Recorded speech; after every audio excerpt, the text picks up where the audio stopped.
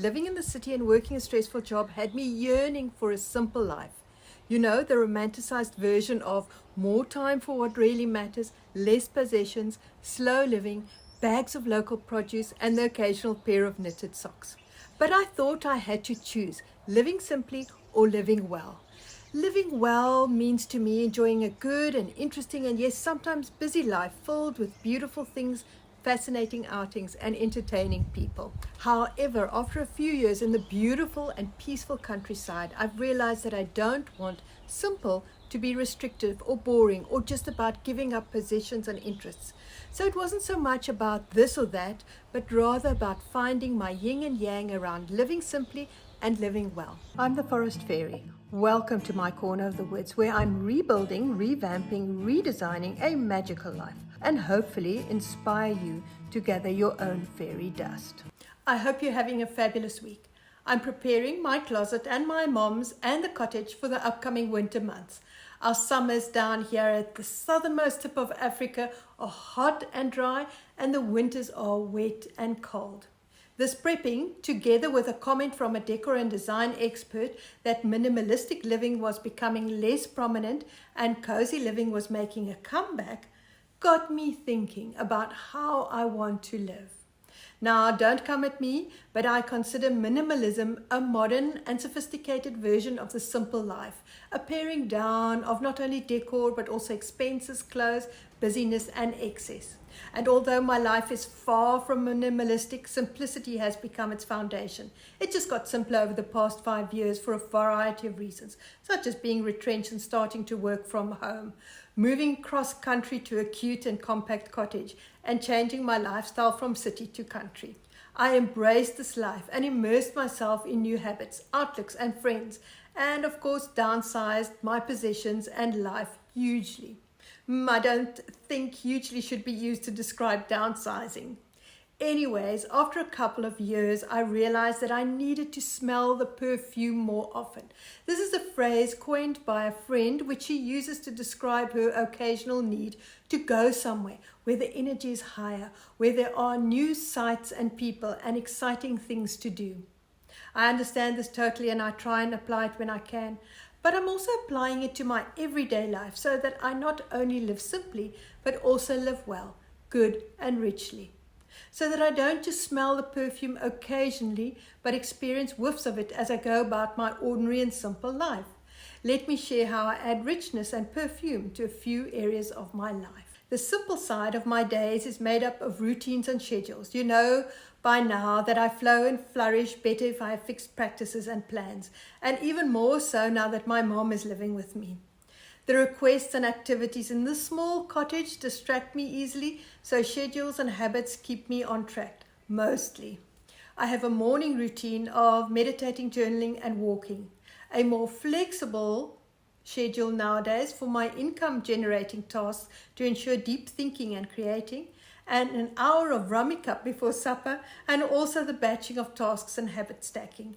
The last two form part of my life flow formula, which I shared in a previous conversation, how I simplified my life with 3 unique hacks.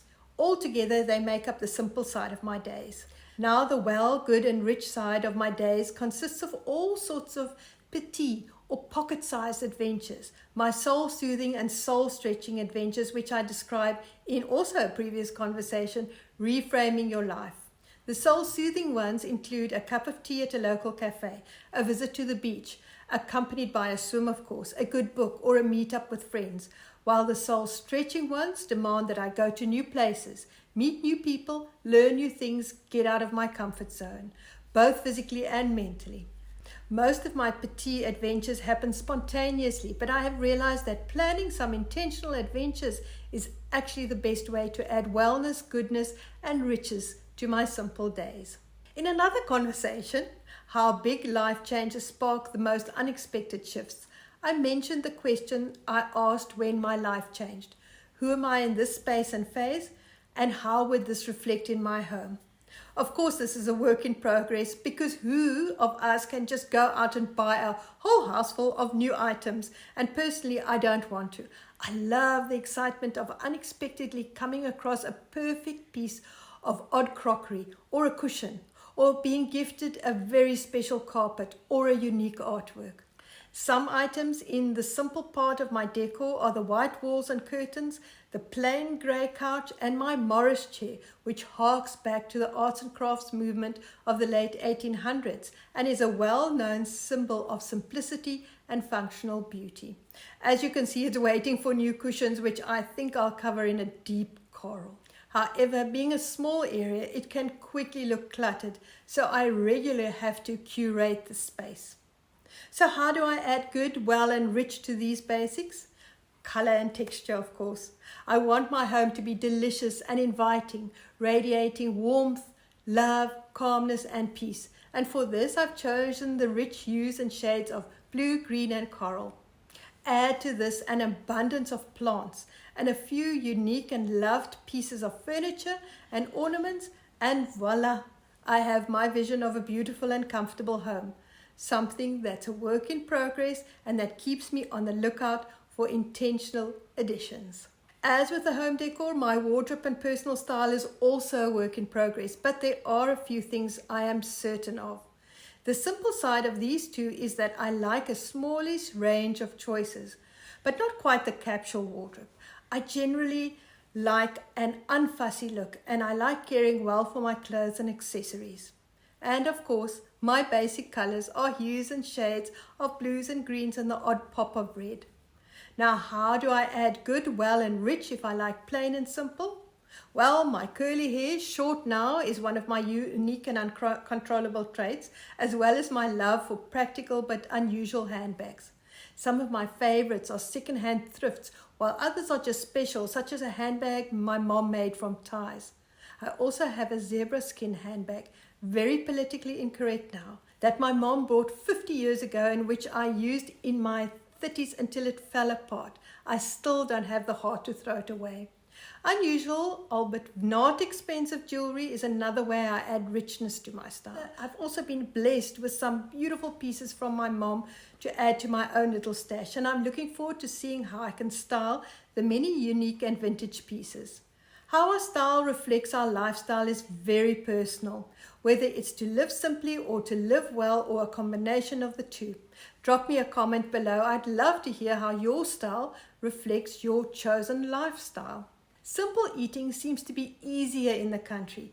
This is probably only my imagination, but I love that there are so many opportunities to buy farm to fork.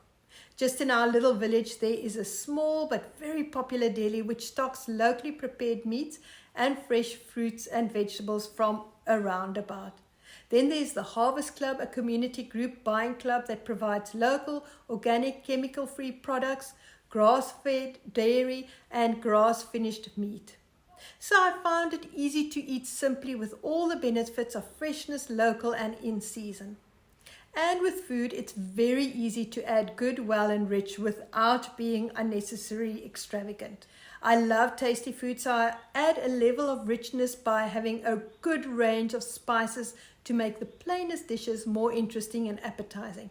Fresh herbs like coriander, sunflower greens, and chives are standard in my home when in season. For a spoil, I make the occasional Asian dish.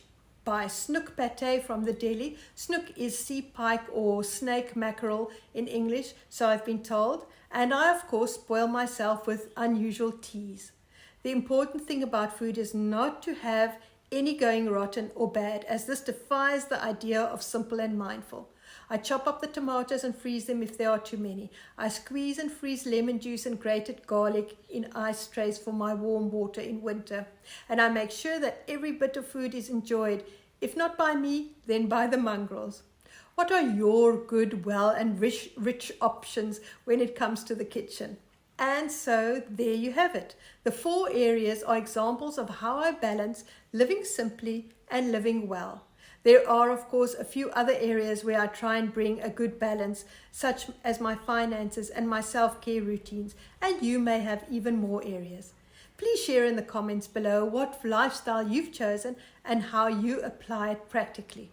I've referenced quite a few other conversations today, so I'll link them below. But if you enjoyed this one, you may just like the one, 10 Things I Quit for a Happier, More Meaningful Life After 50. Wishing you a week of living simply but living well, and of course, sprinklings of fairy dust. Until next time, goodbye.